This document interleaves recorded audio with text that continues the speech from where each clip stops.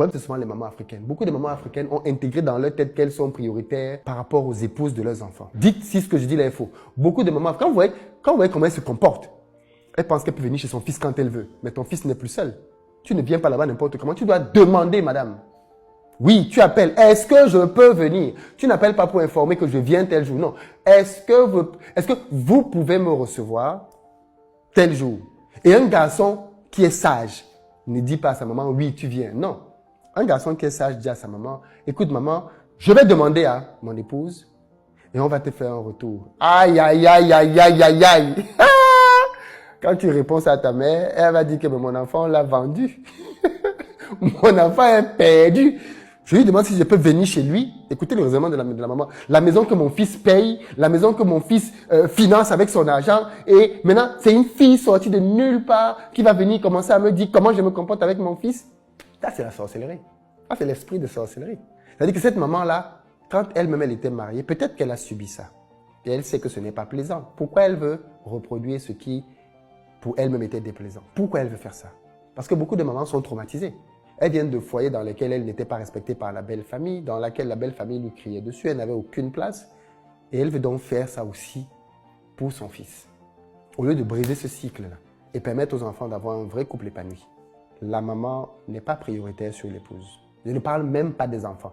La maman n'est pas prioritaire sur l'épouse. La maman a déjà fait sa vie, elle a déjà eu son couple, elle a enjoy sa life, elle doit laisser les enfants enjoy leur life. Le mouniengue. Les enfants doivent aussi profiter de leur vie. La maman ne doit pas être dans l'heure, pas tout le temps. Tu n'as pas besoin de valider avec ta mère le fait que tu peux sortir avec, tu peux amener ta femme en vacances, que tu peux acheter ça à ta femme. Non, pas du tout. Maintenant, tu peux demander à ta mère s'il y a une bonne relation. Est-ce qu'elle pense que tu peux offrir tel cadeau parce que tu veux un conseil de maman et de femme? Oui, ça je comprends. Mais chacun doit être à sa place. C'est une tendance naturelle chez les mamans de vouloir prendre une place qui n'est pas la leur.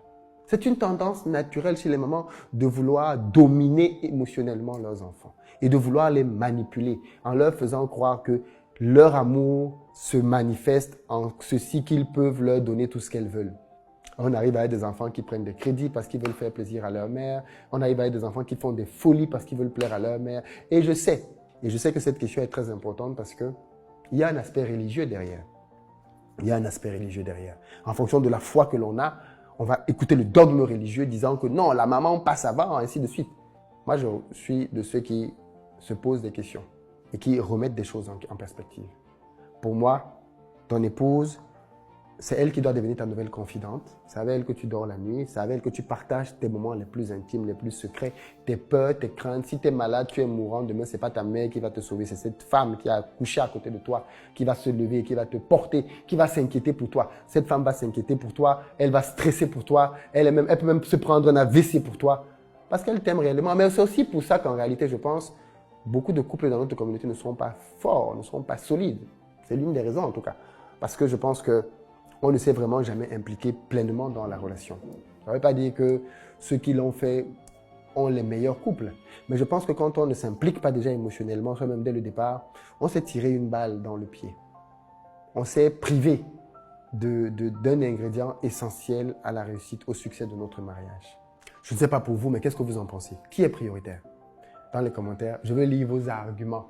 Pas des flèches, des bombes. Non, je veux lire des arguments étayés. Peace.